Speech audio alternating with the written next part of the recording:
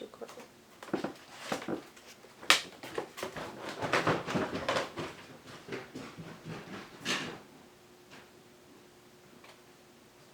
Hey guys, my name is Lee Mokobe. I'm a trans boy, but that's another video. So pronouns he and him. If you don't understand that, that's alright. But just don't call me a girl. Even though I went to, which is what my video is about, I went to Souci Girls High School, which is under fire for its racist and discriminatory policies. And now everyone thinks it is about hair. I went there, graduated class of 2013. And when I was there, I had a couple of experiences that I feel like no one should ever go through, like ever. No human should go through. Basically, things that I went through at the school stripped me of my human dignity, of my individuality, of my ability to love myself. And if it wasn't for like a great family system, or if it wasn't for the fact that I truly believed in myself beyond the school premises, I think I would have been broken down to a point where I would still be struggling with myself today still.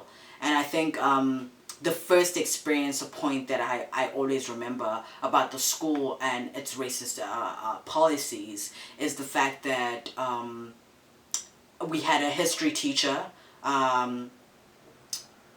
Miss Swat, who had a apartheid flag in her classroom. And so we just happened to be studying apartheid policies in history. And so I asked her a question. I was like, hey ma'am, if I am writing an exam, can I write one of the reasons for apartheid existing is the fact that white people either feared and hated black people? That's my question. And instead of answering me, she got flustered, she got angry, to the point where she had an episode. She was very angry, and the rest of the class, including myself, were very confused. And instead of answering the question or anything like that, she called the grade head, Miss Van Heerden, who came to the class and tried to corroborate that my story checked out, that all I asked was a question and that I wasn't some kind of like delinquent or I didn't do anything that was insolent. And so what basically happened is that I was removed from the class because apparently I was a disruption, which is not true, because when the other students were asked about what happened, Ms. Van Heerden said that the students, all the students that were in the classroom at the time were lying for me, which makes no sense. And she was like, if you don't tell the truth, you'll all find yourselves in detention. And that made no sense to me, because why would we lie for each other? Anyway, what happened is I was removed from the class, and then something happened that I will never forget in my entire life. She put me in a classroom alone. Empty classroom, put me in it and locked it from the outside. So she left me in a classroom alone, locked it from the outside, and I was there, lunchtime passed, for basically the majority of like the school day I was alone in a classroom. Isolated from other kids, isolated from actually going to my other classes, and when I brought it up and I told my parent, like, the school denied it, and I'm like, that makes no sense. Why would a child make up, at the time I was probably like 18, why would I make up a story about being locked in a classroom? And I think that kind of isolation made me feel like I was not part of the school community at all. And another part of the school that made me very wary or very upset was the fact that the principal, Mrs. Murray, had a tendency to call the students baboons. Or this one time she called me, she was like, girly, come here. And I was like, excuse me, we all have name badges that we are supposed to buy. So, and I've been to your office a couple of times, so you know me by name, so call me by my name. And it is, they did that. Called us by certain different names that weren't ours, in order to kind of like discipline us or put us in line. But I don't know where the discipline is when you call a child a Ugandan baboon. And that is one of the incidences that happened. Another is the fact that I got put into detention a couple of times for having so I shaved one side of my hair. And at the time, so the school's policies now include shaven hair as not like a thing, half shaven hair as not a thing. But at the time there was no such rule, so I was allowed as per school, like I followed school policies when it came to like hair, whatever. So I shaved the side of my head, and she did a whole assembly. The principal, Miss Murray, did a whole assembly looking at me the entire time about how inappropriate my hair was, and how it was hooligans like me who were influencing the other students to cut their hair the same way, and that it wasn't ladylike, and blah blah blah. Honestly, first of all, who wants to be a lady? Like the aspect of, I know I went to a girls' school, so people would assume you want to be this grown woman lady, blah blah blah blah blah blah blah blah. Honestly, there are many women who don't consider themselves ladies. So to quote unquote call African black students uncivilized because of your white standards, white supremacist standards, is uncalled for.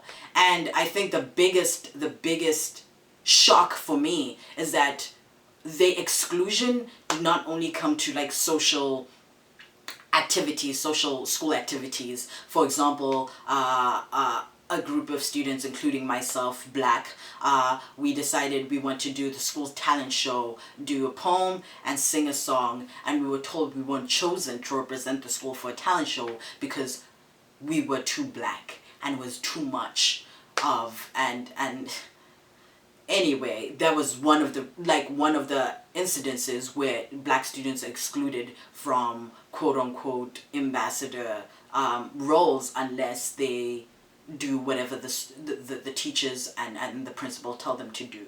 And the most shocking for me is when I realized that the teachers were allowed to fail a student based on behavior. So nothing else. It's not academic. It's nothing else. If you're considered a troublemaker, and let me break down what a troublemaker is. A troublemaker is someone who speaks against these racist policies or discrimination in a classroom setting or outside the classroom and stands up not only for themselves, for others. And I, Lord behold, was labeled a troublemaker. And in such like an indoctrination kind of like sort of way, the other students weren't able to see that it was actually it was a borderline abuse and harassment that the teachers had. And when you label a student a troublemaker, you make sure that any grievances or upset that they may have or experience at the school is not heard at all. And so in one of the ways that you put a troublemaker in their place is you toy with their grades. And so one incident is that a history teacher again decided that she was going to give me, I think it was either between 18 or 28% for 12th grade history for one term. And I protested that. My mother called the Department of Education because it's unethical, and also it messes with a student's future when you start like playing with their grades. Because I was history A student, so 80% and above, but because the teacher had her reservations, her racist reservations about me, she messed with my grades. And so the department was called in, and they had an inspector, Mrs. Dermas, to kind of like investigate. And basically all that happened was the teachers promised they'd never do it again, and it wouldn't happen, and they would look into the situation from time to time, blah blah blah, and they would document any kind of incidences that I was part of, blah blah blah. The next term, my grade jumps from 18% to 80%.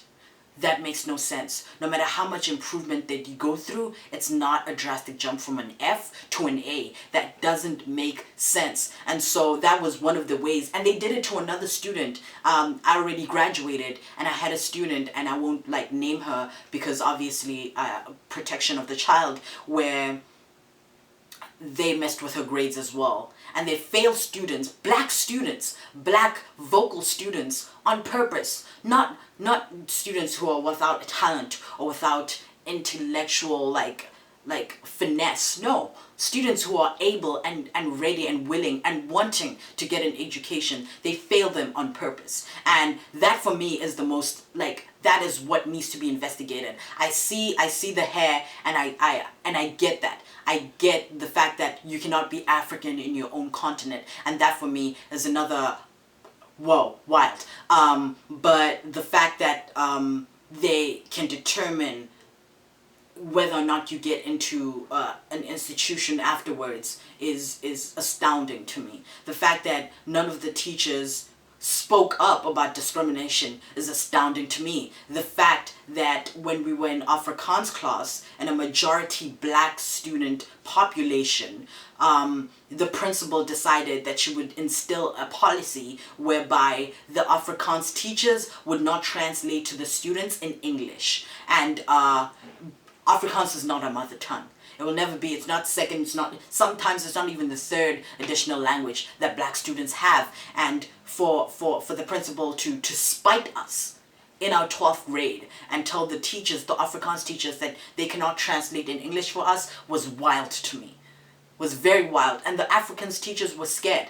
There are many teachers who should have spoke up but didn't. Who saw it happening but didn't speak up. And how do you raise, or how do you teach a student to be an ambassador or to be a good person beyond the academics if you cannot teach them the innate ability to speak up for others in situations that are deemed inhumane? And those are some of the things that happened at the school. Some of them include intimidation, so whereby they always put you in detention or lock you in classrooms or threaten to kick you out of the school. And it came to a point where the principal sat me down in her office and she's like, I am going to suspend you for such and such. And I was like, honestly, you'll be doing me a world of a favor, because I was very depressed. And when the best way to make a child feel like they are nothing and absolutely nothing in the world is you isolate them and you make them an outlier. And so and that is just some of the things that Miss Murray put the student population through. And it was not just her. It was people who upheld with strong feeling, who upheld these racist policies, sort as Miss Van Heerden or Miss Swat. And I'm not afraid to name them, because even when I was a student there, I was not afraid to name him. I was not afraid to be put through punishment, extensive punishment, because of quote unquote my speaking out on certain things. And there are things that were almost ridiculous that they did. One of them is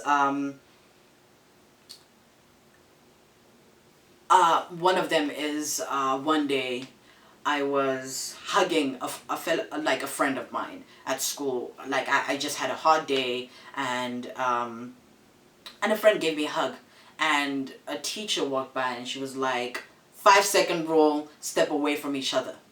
What? And in doing so, they're very vocal about how they did not like what they perceived as lesbians at their school. And so to the point where I paid for my Matric ball, and the teacher explicitly told me, Miss Onyeda explicitly told me that if I came to Matric ball or prom, they would prevent me from entering the venue if I did not wear a dress. And for me, that is like, it is, your Matric ball is a moment where you express your individuality. That's your moment. You claim it as your own. And the fact that they were very vocal about, we don't want this type of, was strange to me and hurtful, because I remember my matric ball as most traumatic and most like, I hated that day. I hated it because I was not myself, and it was very uncomfortable the whole time. It's not that I didn't look good, trust me, I look great, but that's not the point. The point is the fact that students weren't able to vocalize how they felt. It was favoritism, how students were able to write exams and other students weren't, based on the fact that they were obedient. And obedience doesn't necessarily mean they were doing the right thing. They were just doing what the teachers thought to be right. And then there were just moments. It's not giving people recognition or awards for the things that they did. It's blatantly locking students out for perceived things. It is treating students who come from impoverished backgrounds, like myself, as inconveniences. If I did not have a textbook because my family kept on moving around, that was seen as an inconvenience. How dare I not, blah, blah, blah. Not that I wasn't doing the school work, but it was an inconvenience for them to have a black student at their school. And there's so many other, like, experiences that I have, and being excluded from certain things, being treated, and I went through hell at this school. And I think the most potent experience that I ever had that was sobering and I'll never forget is one that, like, just broke me completely. It was, I was just new to the school, and I suffered from pseudo-paralysis, which is like basically when your body goes into a state of paralysis, but it's not true paralysis, and so it won't last. It won't like last the duration of your life. It's just for a short period of time. And so my doctor wrote down that I couldn't come to school and I couldn't write exams because of my paralysis. And so my mom was like, I'm gonna have to stay home from work to make sure that I can take care of my child. And the principal was like, no, you have to come to school every day, blah, blah, blah. And my mom's like, okay. So the sensitive issue around how do I go to the bathroom when I can't use my hands. So my hands were like, almost like frozen in this manner. And I had to wear gloves on top of that. And so, the principal was like, yeah, you're gonna have to take time off work. So every time I had to eat, right, go to the bathroom, my mom would miraculously come to the school to assist me, which made no sense. Rather, I stay home and have people assist me than be at school and be an inconvenience. And also, it's very embarrassing to have to ask a person, can you please assist me with going to the bathroom? And then on top of that, I was on my period. And so what happened is I went to the office and I told the secretary, can you please call the principal, because she knows the issue and I need to go to the bathroom and I need someone to help me. And so the principal was like, oh, it's these people again. You know how dirty they are. Make sure to use gloves. And so the secretary was then tasked with wearing multiple gloves in order to assist me at the bathroom. And when she did that, she didn't even look at me when we were in the bathroom, like assisting me in whatever, and she just like looked the other way and was disgusted the whole time. Like, I don't know how embarrassing it must be to ask someone to assist you with something as personal as a period. And the whole time they made me feel dirty, and they were like, you know how these people, like, these people, you mean black people. And what happened is, because the secretary, who's also put in a terrible situation, decided she wasn't looking, it wasn't her thing, and so she pulled up my underwear, and my skirt got caught in the underwear. So I went to the classroom, and everyone noticed that. That was the first thing they noticed, and everyone laughed. I literally walked out of the school crying. I never stopped crying got home, told my mom everything, and she didn't stop crying. Because it is one thing to strip someone of their individuality, to isolate them, to intimidate them, to shame them, but it is another to completely make them feel like they are not human, to shame them, to embarrass them, and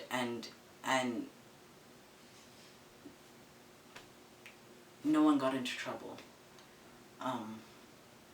And that was like one of the experiences that I'll never forget, just moments like that. And I want everyone to know, I want to talk to parents whose kids are at the school or potentially go to the school. My best suggestion is that the school be shut down completely. Start over. Start the school over. Which is not saying that there are not good teachers at the school, but if the good teachers are silent, then what's the point? How do we protect our children and the youth of today if there's no one speaking up? And any of the teachers, I remember music teacher spoke up, she got fired or they let go of her. And so, parents, it's not the school for your kids. Department of Education, your pseudo investigation or your will look into it needs to stop right now. You protecting people who are breaking black spirits, black and kids of color, colored students is uncalled for. It is unfair and it is disgusting. It is disgusting. There's no other way to put it. It is disgusting and it needs to be looked into. No more. Like no more.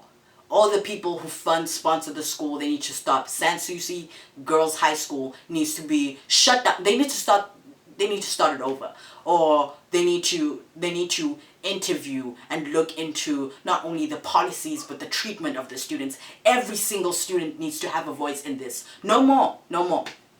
It needs to stop. And this is my saying it. I believe that Miss Murray, the principal, and people like Miss Swat, Miss Funny, they will never change. They will never change because they're so steep in their discriminatory policies. And people like that need to go. No more. Because it is unfair for me to get, after I graduated last year or the subsequent years that I graduated, to have students at the school tell me how afraid they are. How they're afraid that the teachers will fail them if they speak out. How they are discriminated against. How their parents are treated with condescending like attitudes. How Miss Murray and all these teachers treat black mothers and black parents like they are stupid, like they're not intelligent, like them coming to talk about their children's grievances is the most dumbest thing that they could ever do, because how dare they be black and come and tell them as white people how to run their school. And so for me, that's all I gotta say. It needs to stop. It needs to stop today, tomorrow. Someone has to do something. And it should be a national outcry.